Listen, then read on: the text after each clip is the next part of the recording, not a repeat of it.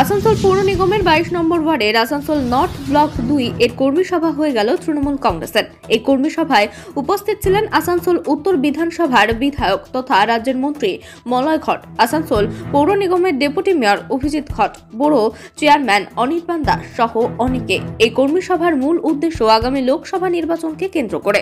মন্ত্রী বলেন, সামনেই লোকসভা নির্বাচন, সবাইকে একবদ্ধ হয়ে নির্বাচনের ময়দানে নামতে হবে।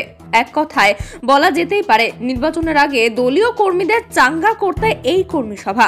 কর্মী সভাটি আয়োজন হয় আসানসোল কল্যাণপুর শুভম ম্যারেজ হোটেলে।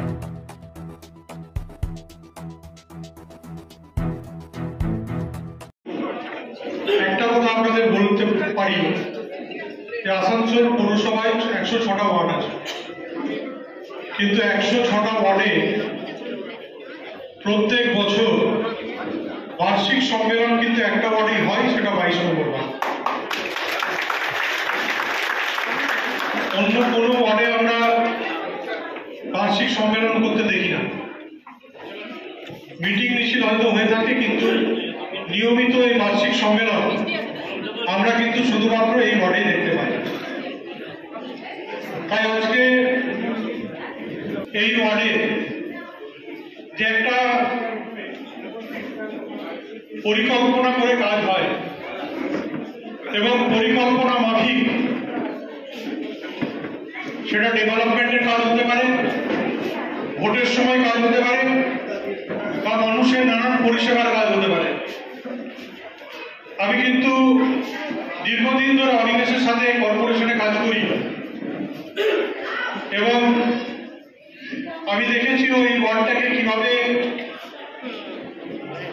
নিজের মতন করে আগলে রাখে। একটা সময় ছিল যখন আমাদের এলাকায় প্রচুর মশা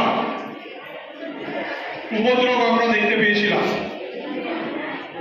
এবং সেই সময় কর্পোরেশন থেকে নিয়মিতভাবে হয়তো যে স্প্রে করা হতো, অ্যান্টি মসকুইটো যে রেফ্রিজারেন্ট হয়, সেই স্প্রে এই ওয়ার্ডে কিন্তু কাউন্সিলর নিজের তরফ থেকে করতেন।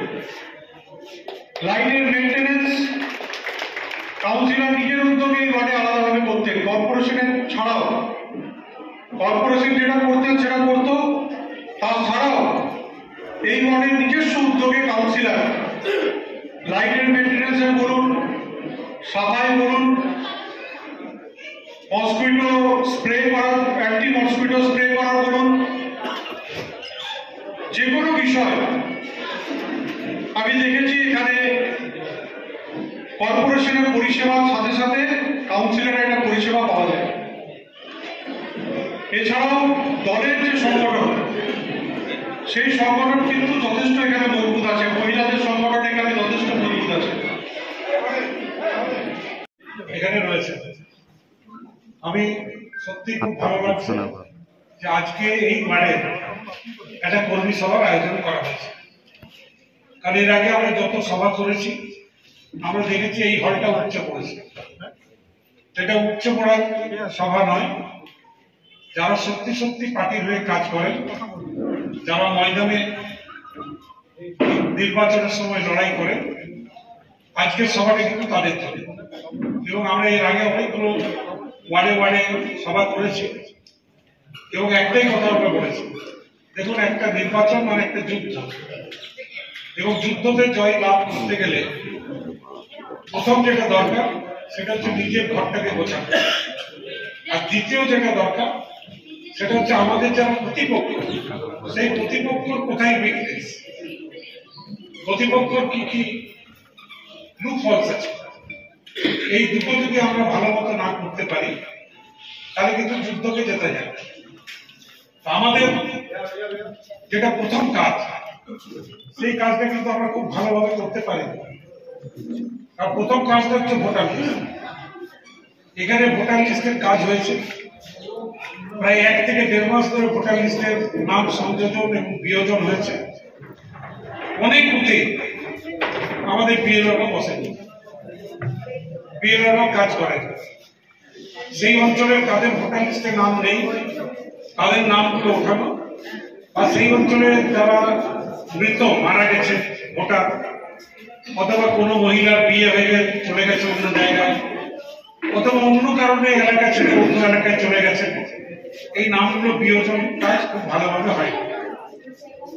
ভোটার লিস্ট এমন একটা জিনিস যে ভোটের দিনে ওই ভোটার লিস্টে যদি নাম না থাকে তাহলে কিন্তু আপনি ভোটটা দিতে পারবেন।